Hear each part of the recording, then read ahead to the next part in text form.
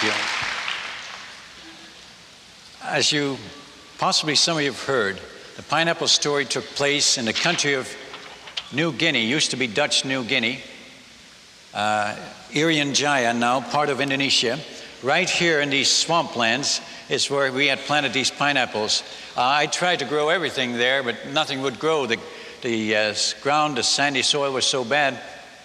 And so I finally tried pineapples because I didn't know what else to try.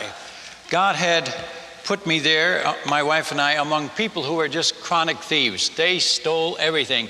One day, one lady stood there and she had her necklace on the bottom of her necklace hung our only can opener. And we were so glad to get that thing back. You know, we were hacking cans open with machetes and it was a mess. My wife, being a nurse, she sterilized that thing good and we got it back. One day she said to me, Otto, I can't find the diaper pins to keep the diapers on the babies and the large slide pins. And one day there stood a group of women and on their ears hung our diaper pins. And we were so glad to get them back because, you know, what else do you do? The other day I heard of a rock group here in America which used safety pins on their ears. So I guess we're catching up with the jungle people here in America. And I suppose in music, some other areas, we're already ahead of them, if that's possible. But you know, they stole everything. And God sent me among those people, probably the greatest thieves on earth, to teach me the lesson that he wanted me to get, the lesson of Luke 14:33, where it says, whosoever he be of you that forsakes not all that he has, he cannot be my disciple. Now, I'm Dutch by birth. I was born in Holland, and us Dutch people hang on awfully tight to things we have. That's the way. It isn't my fault, really. My father was that way. I got it from him. And then I found out that he got it from my grandfather, so it really isn't his fault neither. But you know, they call us stingy.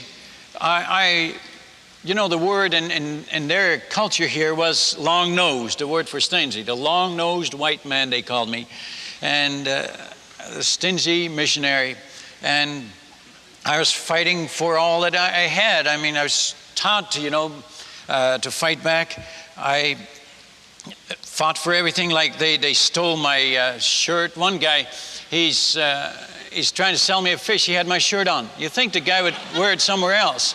I said, nobody else is wearing any shirts around there. And I said, hey man, give me your shirt back first, and then I'll trade with you. They took everything. One time, one guy came staggering in. He couldn't see straight, and then I realized that he's got my wife's subscription sunglasses on. She hadn't missed him yet. Oh, it was crazy. He's staggering in like this. He doesn't know how to walk. He has no clothing, just glasses. And he's staggering in, and I took them off his nose. I said, now you'll be able to walk home. And, they took everything. I'd go to the village with my box. I had a cardboard box. And when I went to visit them to learn language and so on, and I just gathered up the stuff I found in their homes, got it all back. They called me the missionary with the box. I didn't like that, but I'd fill the whole thing up. I found stuff I hadn't missed yet. They'd say, one day I sat looking at this flashlight and I saw, that's just like the one I got. Amazing that these people would have one like that. Then I went home and found that they'd just gotten it the day before. They were chronic thieves. They'd get my wife's attention at the front door and knock, and then they'd clean off the wash line at the back. There was no way, there were so many of them, just the two of us. And we were fussing with them, and they said, Tuan, you're always angry. I said, hey, I was never angry until I met you people.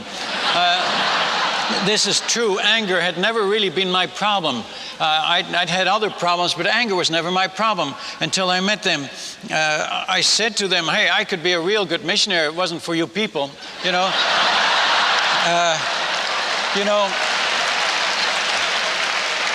Well, I heard a pastor say that here at home too.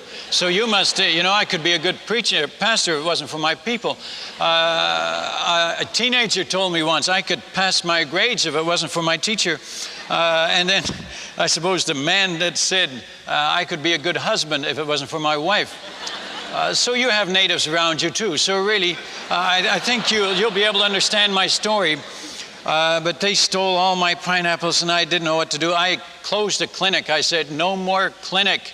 They said, you're going to eat all the pills yourself? I said, no. I said, but if you're going to have to make a choice. You either get pineapples or you get pills. If you keep stealing them, you won't get pills. Make a choice. And they kept right on stealing. They were chronic. They couldn't stop stealing. And so I closed the clinic, and they all went off to their, well, no, they sat on my front porch with their headaches, rubbing their toe on, give me some pills. And I said, hey, don't sit here hurting. Go sit on your own front porch, hurt there. That's where you eat the pineapples. That's where your head is going to hurt. And they weren't happy with me. But by the weekend, they let their babies die. Can you believe it? Blamed us, that stingy white man, the long-nosed white man, won't give us any medicine. And this grieved our hearts, of course, and we quick opened the clinic again and thought, well, let's forget about the pineapples. Let them have it. I have the pineapples. We'll live, and save their lives. And so we endeavored to do this. And 2 or 3 weeks went by, and it was time to weed the garden again. They said, Tuan, your garden needs weed. Let me weed it all, And I said, hey, if you're going to eat all the pineapples, weed it yourself.